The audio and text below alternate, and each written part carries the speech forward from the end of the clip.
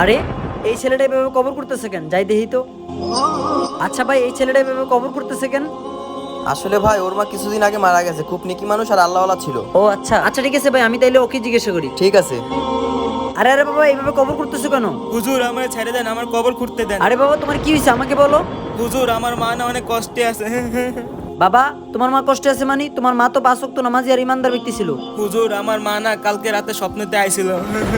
আরে বাবা, তুমি কান্না করে না, স্বপ্নেতে আইছে তো কি হয়েছে? হুজুর আমার মা না স্বপ্নে এসে আমারে বলছে এখান থেকে নিয়ে অন্যখানে কবর দে। অন্য জায়গায় নিয়ে মারি দিব মানে? এই কথা কেন বলছে তোমার মা? হুজুর আমার মা আমারে বলছিল তার কবরের পাশে এক বেনামাজির কবর আছে, তার কবরে আজাব মার কবরে এসে লাগতেছে, আমার মা সেটা সহ্য করতে পারতেছে না।